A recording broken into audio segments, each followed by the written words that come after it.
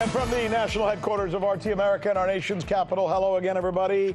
I'm Rick Sanchez. Tonight, Jeffrey Epstein may be spending his last night in jail because come tomorrow, he may be out. By the way, there's more information about Epstein that just came out that I can't wait to share with you. Also, if you thought that airport delays and that cancellations are bad right now, wait till you hear the latest on the Boeing situation that we're going to be reporting for you. But we are going to begin tonight with the global economy.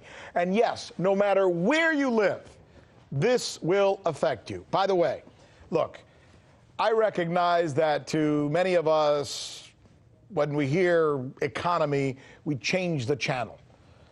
Economic stories because, well, they tend to be boring, right, and confusing. Remember, this is the News with Rick Sanchez, where we specialize in clarity and depth and passion for the stories that we tell. So let's get on to it, eh? Let's begin with Europe. So here, let me try and help you understand this. About 5 or 6 years ago, they lowered interest rates over there to about 0. They said at the time that it was just going to be to give Europe a shot in the arm, just temporary. Guess what? It wasn't, and it didn't work. 5 to 6 years later, European Central Bank still hasn't achieved its goals, and it's actually now thinking, get this, it's actually now thinking about pushing down interest rates even further, below 0. Below 0. If that sounds crazy, it's because it is crazy. It's called negative interest rates. And you know what 0 or negative interest rates do to an economy, any economy? Banks get weaker, dying companies stay on life support longer, saving becomes, well, not worth doing. Who's going to save if you're only going to get a half a point on your savings? And corporate debt goes through the roof. Everybody's borrowing. Money's almost free, right? So why am I telling you this? Because here in the United States, our government is now taking the same path, it seems, as Europe has taken. The Fed is talking about lowering interest rates. Now, why in the world would you lower interest rates during a vibrant economy? Unless it's simply not true that the economy is vibrant.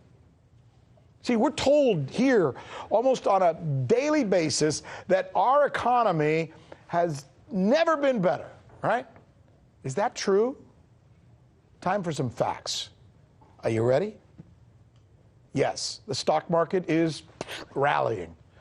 But that's because investors are giddy. You would be too if you were told the Federal Reserve is going to be cutting interest rates again. Of course they're going to invest.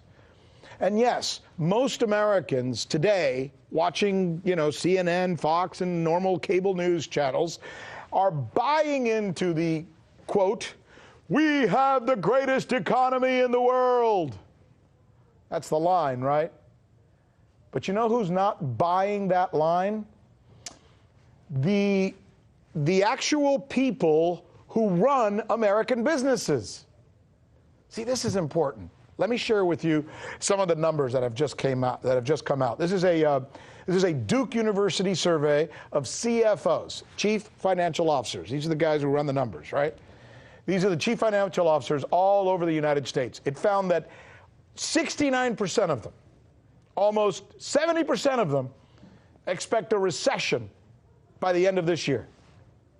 69% of CFOs in the United States expect a recession by sometime, pardon me, I misspoke, next year. I said this year. Nope, next year is what the finding is. Here's another one. JP Morgan Chase's Economic Monitor is putting the chance of a recession next year at 45%. And by the way, that's up from 20% from when they did the same study last year. So what we're going to do is we're going to try and break this down for you even further. Because this is the kind of stuff that affects all of us. You and me and our kids and our parents and everybody else. This is the News with Rick Sanchez, where we remain committed to the notion that, it's time to do news again. So you haven't heard that we're the ones covering the stories that you won't see covered anywhere else? In Venezuela, Kazakhstan, let's go to Hong Kong. And the media reaction to that has been crickets. How about the way we cover those stories? What the hell does that mean? Wally, Wally, Wally. That's the key word in this case, uprising. Keep? Can you believe that? Watching. This is the right thing for members of the media to do, to actually pick sides. Look, if you like what you see, subscribe.